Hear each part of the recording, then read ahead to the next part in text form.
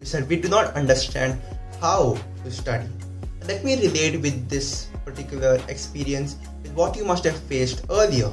In your 10th standard, 11th standard, 12th standard, you probably noticed a certain shift. Till 10th standard, you could do away with just rote learning the particular matter. But when you came to your 11th standard and your 12th standard, especially chemistry and physics, you understood that I really have to understand those concepts. Otherwise, rote learning will not fetch me a seat in my NEET UG. So, same thing applies over here. You need to understand the new patterns and the new modes of study. Yes, you must have noticed in your college that a handful of professors are good at their teaching job. Some of them may be good at your clinics, some of them may be good at practicals, some of them are excellent in classroom teaching. Therefore, you need to understand that there are other methods to study. There are animations, there are images, there are videos, there are so many different platforms available for you to study. So you need to pick and choose. In this subject, this particular topic, this teacher is better. Whether it is a Marrow or Prep Letter, Dr. Najib or any other YouTuber online, you need to understand that there are so many different methods to study and you are not just confined to your textbooks, right? If you want a proper external source to take care of your first year needs, I have made a complete review on the Marrow app, which can be found over here at the info cards. So if you want to start preparing for your NEET PG from your first year MBBS itself and gain a little bit more in-depth knowledge into these concepts, then that video is just for you. The third common mistake that even I committed was that I did not pay attention to your head, face, neck anatomy. Now this particular topic is taught to you at the fag end of your first year MBBS, right? 2-3 months before your MBBS, you're taught about your head, face and neck.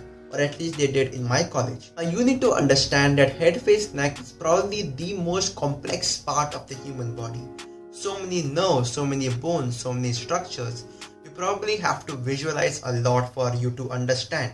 Now head, face, neck, having a strong grasp of the anatomy, the structures and the concepts in this particular region will help you in your third year, where you may not necessarily have to go back to everything that you did in anatomy to understand, but a sound knowledge of head, face, neck will definitely help you in ENT and ophthalmology and so many other different areas. Because a lot of the nerves, right, your cranial nerves originate from here. A lot of your arteries, your major arteries, external, internal, carotid, so many different structures come from your head, face, neck. So if you have a sound knowledge of your head, face, neck, it will help you in your third year. It also help you in your medicine when will you be testing all of these cranial nerves in your practical exam. The fourth common mistake that I want to introduce to you today is learning the new methods of studying. Apart from the things that I mentioned in point number 2, here I want to emphasize on the fact that there are new methods of studying backed by scientific research. Specifically 3 of these: active recall, spaced repetition, and the Cornell note-taking system. Now let me explain all of these side by side. Number 1 is spaced repetition. If we look at our memory curve, we forget 50% of the things that we study within 1 day of studying it. Now this may absolutely blow your mind, thinking that I am at such of a disadvantage knowing this fact. But this applies to humans all across the board. So definitely it is not something that is personal, right? So you need to constantly space your revisions, space your reinforcement of the knowledge. Now Dr. Abbas Ali from Marrow says that you need to follow the 1-2-1-2-1 rule, which means that you revise a particular concept 1 day after studying it, then leave 2 days and revise the concept again. Then you need to revise the concept after 1 week. Then you need to revise the concept after 2 weeks, and then after 1 month, and so on. He calls it the 1-2-1-2-1 system of learning. And I found this really helpful because every time you revise, every time you practice this particular revision technique, you will be reinforcing the information again and again. Therefore, the forgetting curve, which is pretty linear, you will not have a linear rate of forgetting. In fact, since when the information stored in your brain is coming down, you are reinforcing it with a revision session. So again, you will have a learning curve upwards. And when again you're trying to forget that information, and your brain is trying to forget the information, you'll be coming back and trying to revise those concepts again. So that in this spaced repetition, you are retaining those concepts for a much more longer duration than you expected. The second thing over here is active recall. Now, it is not only important to reread your notes again and again. That is probably a very inefficient method of studying, and I definitely suffered in my first year and second year practicing this particular method. But active recall simply says that once your information is in your brain, you need to practice the output in a much more efficient manner. For example, if you remember in our school days, we used to have this concept of questions and answers. Now, although your knowledge in your brain was completely fuzzy when you read in your textbooks, those questions, right? Those questions triggered something in your brain, and the answer probably came to you automatically. That question that you had in your school days probably connected a few dots here and there, and you were able to formulate the answer in a much more coherent manner.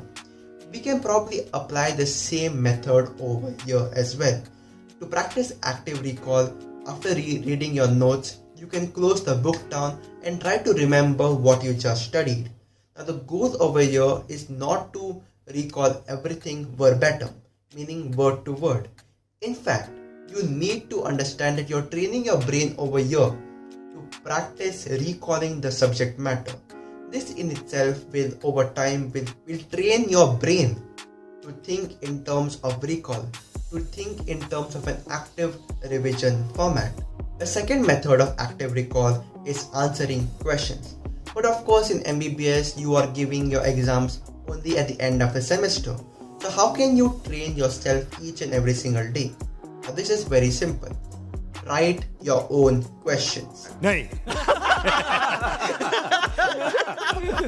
Yes, in fact, take the time out to write your own questions. So what I typically do is that I read over the textbook for once, and then at the end of the study session, I come back to the first page and find out, okay, what are the concepts that I would probably forget in the future? And I write down specific questions that will target that specific information onto a Word file. And next time when I'm going to revise it a day or two later on, I will go back to those particular questions and try answering those questions.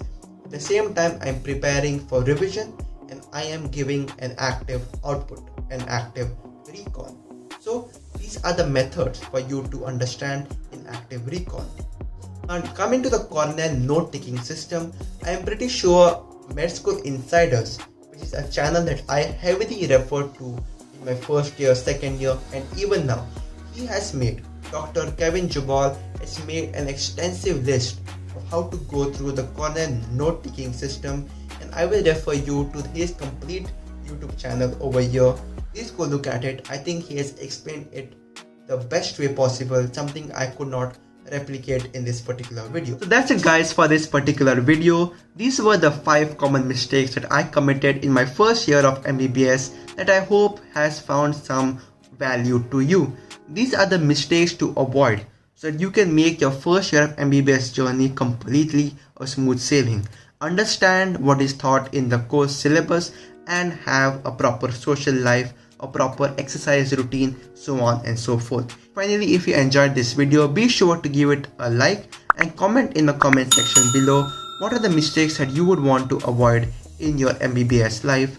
And if you like this particular channel, be sure to subscribe to the channel so that I know that you enjoy these videos and would want more of this particular content. So thanks a lot guys, and I will see you in the next one.